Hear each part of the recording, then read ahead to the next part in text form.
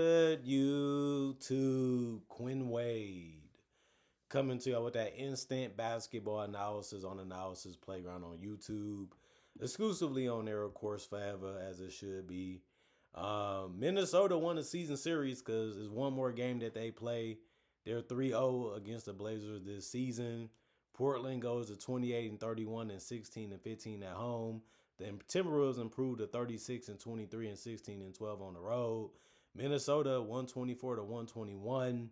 Really good game, really good defense by the Timberwolves. And Minnesota won the first quarter 33 to 27. Portland won the second quarter 32 to 29. And then the third quarter they won. The Blazers won that one 35 to 34, but they lost the fourth quarter 28 to 27. Close game, basically the entire game. Those are the best ones. Just two good teams going at it and pushing themselves to be better and seeing who's going to be the winner. Every starter for the Minnesota Timberwolves ended up scoring in double figures. They all had a rebound or more, assist or more, and a steal or more. That's tough to do, but they accomplished that tonight. Julius Randle wasn't needed as much, and this one scoring the basketball wise. 31 minutes for him, 13 points, 5 of 9 from the field, 3 or 4 from the free throw line. He did pick his shots well, and he picked his opportunities real good. He always showed up when it mattered. 7 rebounds for him, 6 assists. He had found his teammates early and often in this one, and he helped out on the boards tremendously. 2 turnovers and a steal, 1 offensive board, 4 personal fouls, and a 0 and plus minus. Jay McDaniel was the star of this one. 37 minutes, 29 points, 12 of 16 from the field. He was getting a lot of blocks and a lot of steals. He had 5 blocks and 3 steals in this one. Really good defensively. Scored a lot of baskets in transition, hit some shots around the rim, and hit some threes. He was 5 of 6 from 3, 12 of 16 from the field. That's really efficient. He also missed his only free throw. He did still get 6 rebounds, 2 assists, and 3 turnovers, 3 offensive boards, and 4 personal fouls, and a plus 10 and plus minus. My only thing I always had a problem with Jaden McDaniels was his offense. His defense wasn't a question. His activity wasn't a question. His spacing as a shooter wasn't a question. It's just, can he score in a variety of different ways when you need him to? And that will open up his playmaking too if he can, and that's all you want to see from him. Rudy Gobert, he stepped it up because he had 19 boards in this game. He also had 10 points, 2 blocks, and a steal. His defense is what you need him for, and he was able to give it to you tonight. He did miss 1 shot because he finished 4 or 5 from the field in 36 minutes. But he also went 2 or 2 from the free throw line and made some clutch baskets when they needed it. He also had 4 assists. He gets rid of the ball if he doesn't have a shot he likes, and sometimes he fumbles it because he doesn't have the greatest hands. But he did have 3 turnovers because of that. He also had 7 offensive rebounds and 3 personal fouls. He finished this one as a plus 5 and plus minus. Dante DiVincenzo, he knocked down his threes and was able to attack the basket. He went 5 of 10 from 3, 7 of 13 from the field for 19 points in 33 minutes. He also had 1 rebound and 4 assists. You want to see him play make. You want him to see him force the defense to make decisions and keep him off balance as much as you can. He did that tonight. He also had 2 steals and 3 personal fouls, and was a plus 4 and plus minus. Anthony Edwards didn't shoot the ball that great, but he still was the scorer they needed him to be throughout the game sometimes. He played the most minutes, which was 38. He finished with the game high 34 points for the Timberwolves and throughout the game for both teams. He also went 11 of 27 from the field, meaning he took a whole lot of shots to get those 34, and he also went 5 of 13 from 3 and 7 of 10 from the free throw line. Could have played a little better, and that would have made him win by more possibly, but it wasn't meant to be. You got to give credit to the Blazers for playing good defense and making him take shots that he felt was good, but they had to find a way to throw him off as much as they can just to make it hard on him. Even if he got the separation or the room, it may not be a shot that he really wanted in the first place, and that's a game you have to play with good scorers. 4 rebounds, 4 assists, 4 on 5 turnovers, 2 steals, 2 personal fouls, and a plus 7 and plus minus. Naz Reid, 23 minutes, 8 points, 3 of 7 from the field, 2 of 3 from the 3-point line. He's a really good scorer, and they needed it. He had the most points off the bench, and he took the most shots off the bench. Tyler Dosunmu, but he actually had the most rebounds, 2 with 3. He had 2 assists. That was tied for the most off the bench with Dosunmu and Bones Highland. He also had 2 steals. That was tied with Bones for the most off the bench. He also had a block one offensive rebound, four personal fouls, and was a +3 and plus minus. That block was the only one off the bench. Desumu, he played the most minutes off the bench for 24. He had 7 points. He also went 3 of 7 from the field, but he went 0 of 2 from 3 and 1 of 2 from the free throw line to get it. He did have one rebound, and he also had one offensive one, which was his only. He also had two personal fouls and was a -10 and plus minus. Terrence Shannon Jr. 6 minutes, 2 points. He also had one steal, one personal foul, and was a 0 and plus minus. And Bones Highland, 13 minutes, 2 points, 1 of 3 from the field. He missed his only three. He had two assists. No turnovers, and two personal fouls, and was a -4 and plus minus. Timberwolves did a good job of playing together, making plays on the ball, whether that's getting a block or getting steals, and just shooting good looks all game. Even though some of them they had to work for, they still found ways to get, good looks, for other guys if they didn't want to settle. And sometimes they settled, but not that much. Ball moving is essential, against good defensive teams, especially good perimeter defensive teams. And the Blazers have a lot of perimeter defenders that are good.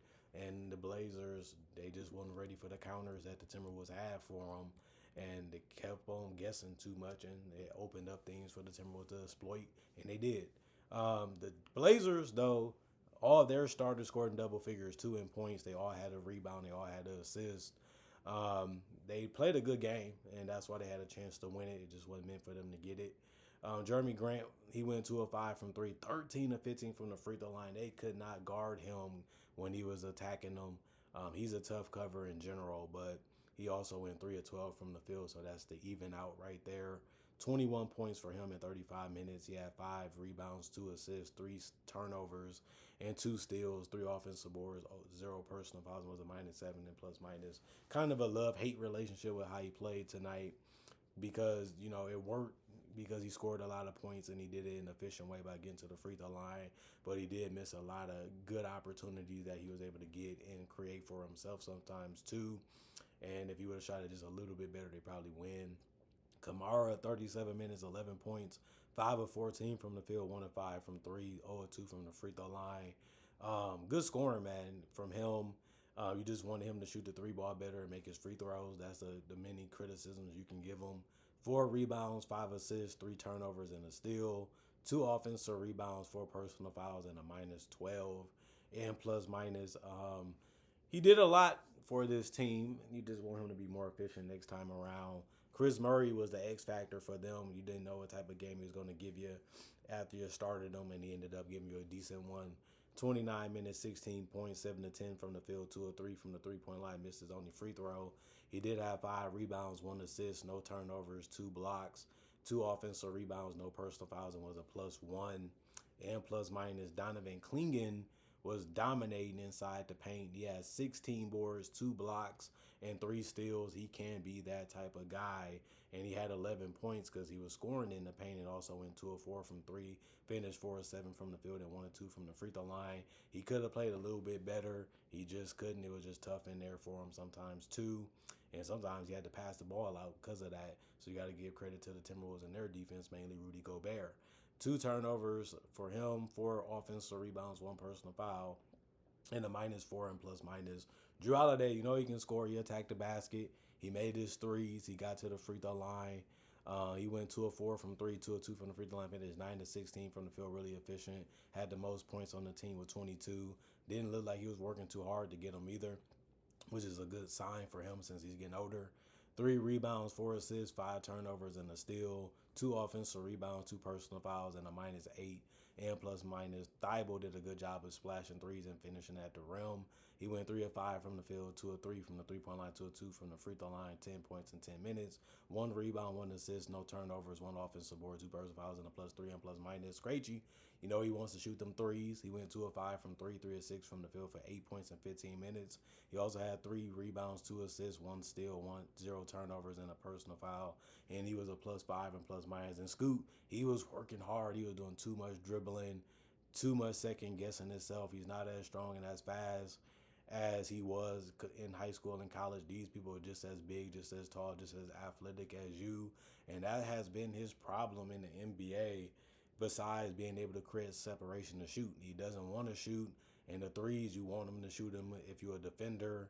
And that just puts him in a tough situation as a scorer. a lot of the time, especially if you're a person like me that like efficiency. And those are the problems we knew he would have in the NBA. They were just so glaring. Like you have to figure this out, or you're just going to be a role player. You're just not going to be a star. And it's tough to face it, when you're going out there doing whatever you can to try to be the best player you can, and they're just making it tough and difficult on you over and over again. It just lets you know how hard it is to be an NBA player, even if you're young or even if you're a veteran. And we seen that in this game. At the end of the day, either you got it or you don't. But Scoop, 7-18 from the field, 1-6 from three, 4-4 from the free throw line. He did have 6 boards. That was the most off the bench. He had 5 assists. He's been a really good playmaker for them when he can do it, and he's willing to do it. That's always good. He had 2 turnovers, and he also had 2 offensive boards, 3 personal fouls, was a +5. And plus minus City was able to finish in the paint with a quick dunk, I believe. And he went 1-2 from the free throw line for 3 points in 16 minutes. He had 1 rebound, 2 assists, 1 turnover, and 2 steals. 2 steals was the most off the bench. He also had 4 personal fouls and was a +2 and plus minus. 47% from the field is with the Blazers shot. 53 is with the Wolves shot. 40% from three is with the Blazers shot. 49 is with the Wolves shot. And then 77% from the free throw line for the Blazers, 68 for the Wolves, but the Blazers did take 11 more free throws. They also had 44 rebounds while the Wolves had 41, 27 assists while the Wolves had 26. Both teams had 16 turnovers, 10 steals for the Blazers, 14 for the Timberwolves, 4 blocks for the Blazers, 8 for the Timberwolves, 16 offensive rebounds for the Blazers, 13 for the Timberwolves. Both teams had 28 defensive rebounds. The Blazers had 17 personal fouls, and the Timberwolves had 25. They gave the Wolves a challenge. They gave them their all. They did the best they could to make it competitive. They did as best as they could to give themselves a chance to win. That's all you can really do. I'm not going to recite it too much because it's true. But I love what the Blazers was doing, man. They was hitting their threes. They was attacking the basket. They was playing good defense. They had approached the rebound battle the right way. And they got to the free throw line. So they didn't settle as much as you thought that they might, because I feel like obviously the Timberwolves have good wing defenders too. So both teams are literally identical sometimes. It's just I feel like the Wolves just had better creation. They was able to create more shots. They was able to do more off the dribble, and they was able to knock them down at a better percentage when it mattered the most. And that small little edge put them over the top, and it allowed them to be able to win this game. But that's why we look at the Blazers as a team. If they get more healthier and they get their guys back and they get more experience and they get more playing time with each other, they're only going to be better, is all you can hope. And that's what we seeing from them. They're still a good team, and they still had a decent record because of the situation they had to face with their coach and the injuries all year, and they still got so many guys still out. So they still gave up a good fight. They still made it an entertaining game. They still made it a fun battle to see. And I do want to see them play again, and I hope that the Timberwolves and them are healthy so we can get another good battle. And at the end of the day, congratulations to the Timberwolves. You got another one. Comment, like, subscribe, share the notification bell to get that analysis when it first come out. Y'all stay blessed up. Y'all stay good. Peace. And I'll see y'all later today, hopefully with more analysis.